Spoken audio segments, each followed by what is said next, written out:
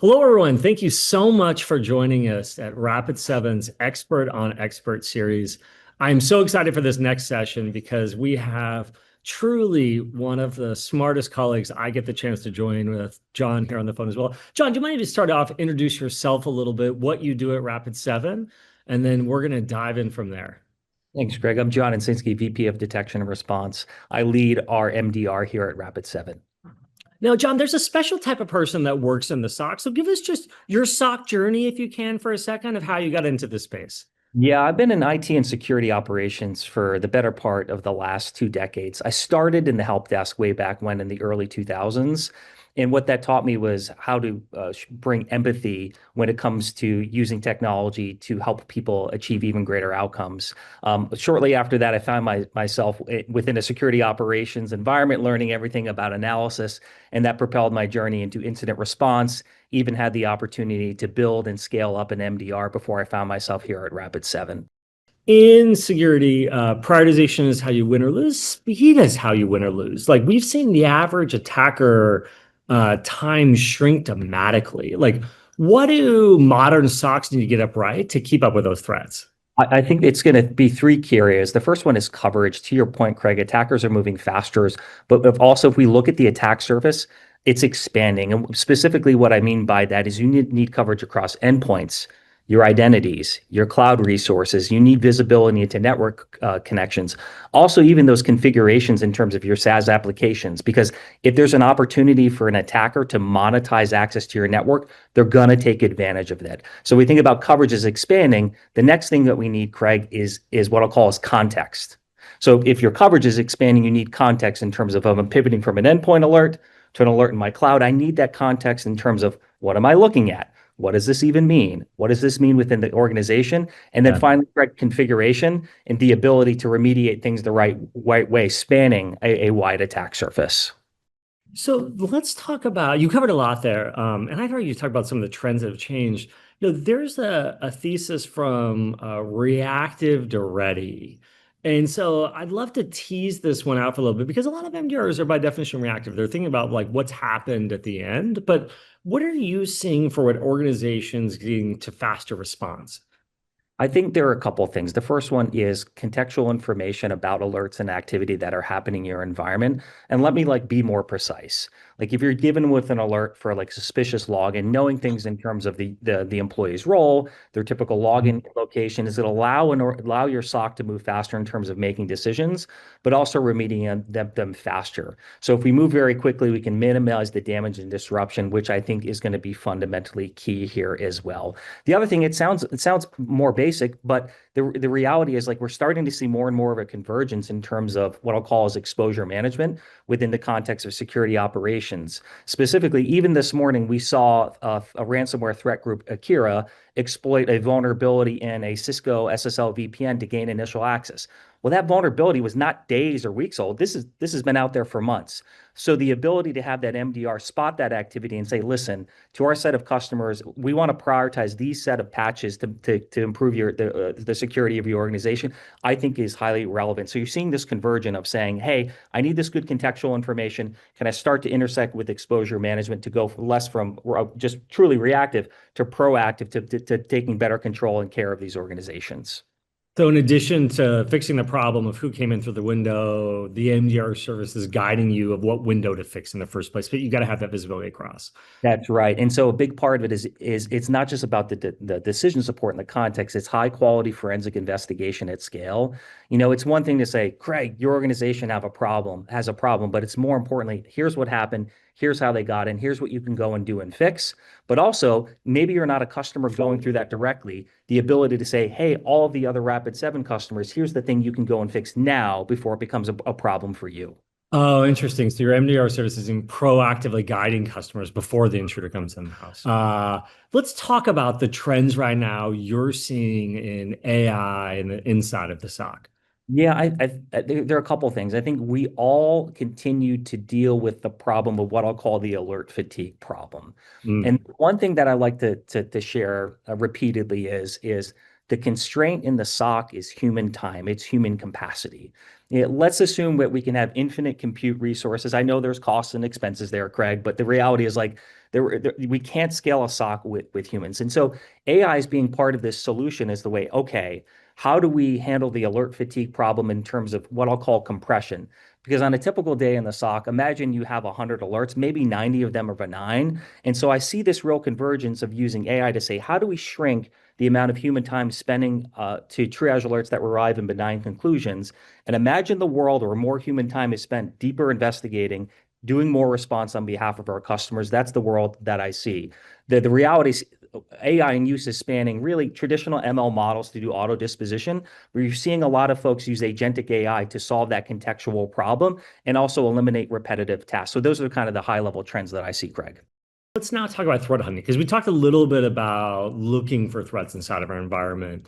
Um, part of being prepared for an attack is, of course, proactively looking for things before the alert happens itself.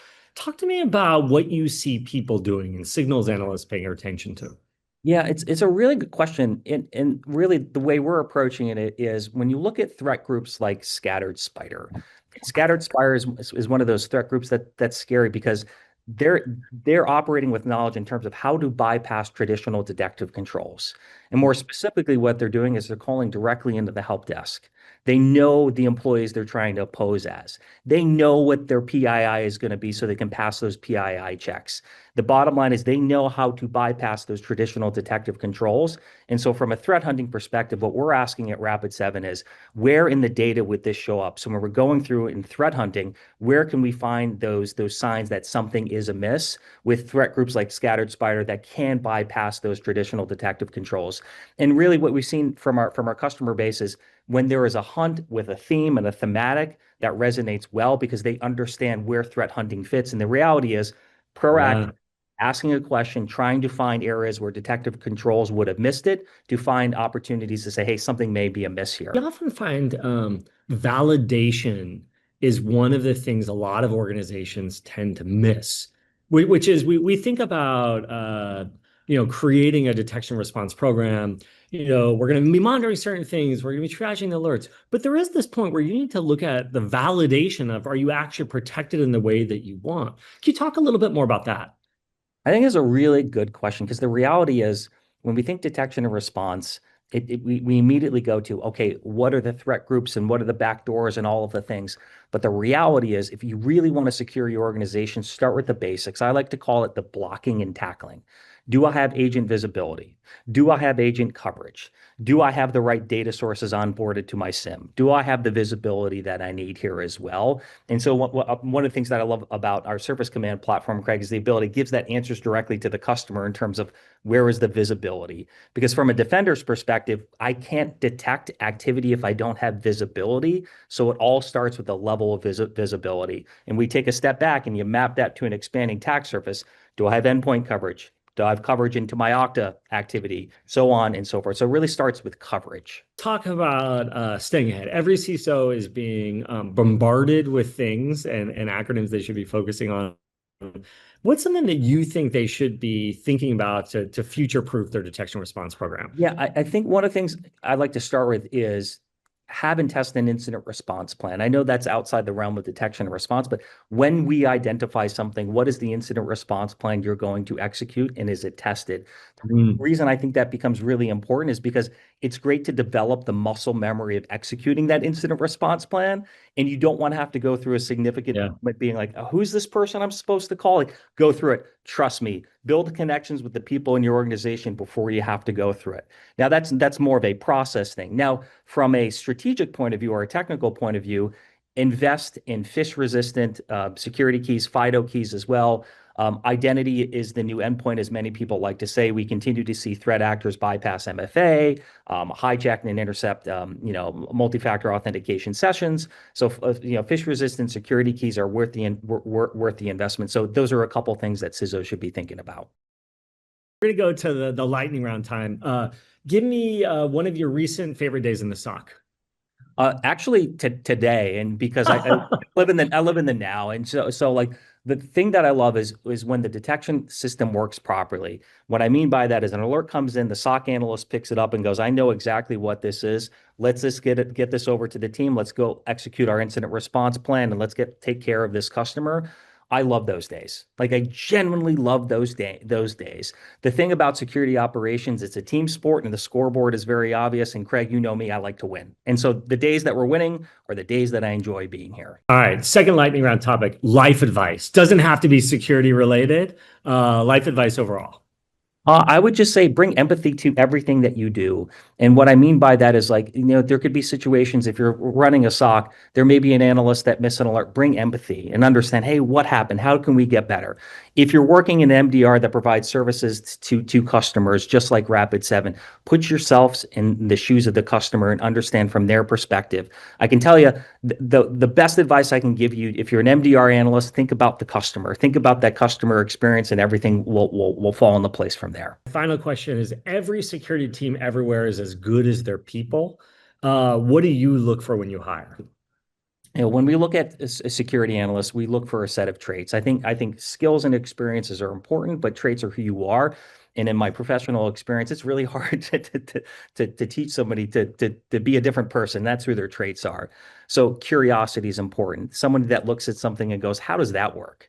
Passion for Mm, learning, not passion for learning security, but passion for learning. So mm. imagine you're curious and you look at something and you go, I have no idea what that is. You're going to go, oh man, I really want to learn what that thing is. The other thing we look for is candor, the ability to say, I don't know. A security alert comes up, you look at it and you go, I don't know. Sometimes that's an acceptable answer. And then if you build a team of SOC analysts with those traits, when someone goes, I don't know, you're going to find someone that goes, I know exactly what that is. Let me help you. And that results in better outcomes for our customers. You know, Is it, the it, opposite of I don't know is you're guessing. The opposite I don't know is you may close something incorrectly or closing the It's alert. it Got is that. And if you don't feel comfortable saying I don't know, you hit that close button and the result can be cascading, consequences for a customer or your organization. it. And so if you Great can advice, no matter filter your that, yeah, that's where you want to be. That's the sweet spot.